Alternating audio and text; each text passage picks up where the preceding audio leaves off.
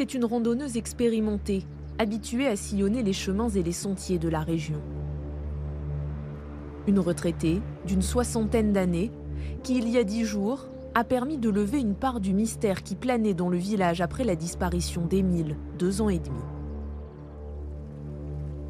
Le 30 mars dernier, Manon, dont le prénom a été modifié, part se promener aux alentours de chez elle.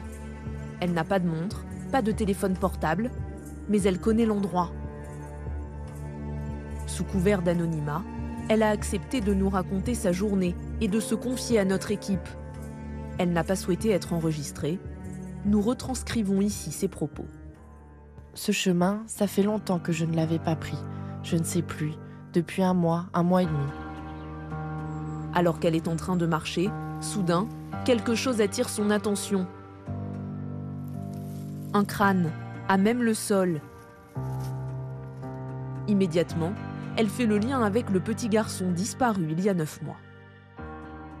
Je le trouve au milieu du chemin, il est blanc, tout propre, il n'y a que les dents du haut. Je savais que c'était lui. Je pleure, puis je me calme. Seule, sans aucun moyen de joindre les gendarmes dans l'immédiat, elle décide alors de ramasser le crâne, ce qu'elle nomme la chose, et de l'emballer dans 2 sacs plastiques qu'elle a sur elle, sans le toucher, pour l'amener aux enquêteurs. J'aurais pu le laisser, mais après, le temps d'y retourner, il n'aurait plus été là.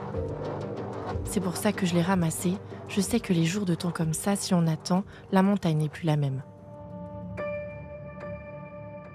Je cours, je veux me presser. Je me dis vite, il faut que je ramène la chose et les gendarmes vont trouver le coupable. L'enquête va enfin avancer. Tout le voyage, je porte la chose à bout de bras, car sentir la forme toucher mon corps me terrifie. Je me dis enfin le papa et la maman vont pouvoir l'enterrer. Ils vont pouvoir savoir. Vers 14h, Manon arrive chez elle et prévient les gendarmes. Pour éviter les regards des voisins et d'éventuels soupçons, elle leur donne rendez-vous au bout de la rue et leur explique sa découverte. L'un des enquêteurs mesure le crâne, puis emmène Manon pour l'interroger. Tout se passe bien, ils font leur travail. Je réponds à leurs questions et c'est tout. Je suis épuisée mentalement et physiquement par tout ça. 9 heures d'audition au cours desquelles la randonneuse retourne avec les enquêteurs à l'endroit exact où se trouvaient les ossements. Pour s'en rappeler, elle raconte avoir eu un réflexe au moment de sa macabre découverte. Je me suis dit, il me faut un repère. Alors, j'ai vu un immense sapin écroulé sur le côté. Je me suis dit, c'est ce sapin qui me servira de repère. Ce n'est qu'à minuit que Manon peut rentrer chez elle, avant d'être perquisitionnée le lendemain. Depuis, la retraitée n'est pas retournée se promener dans la montagne.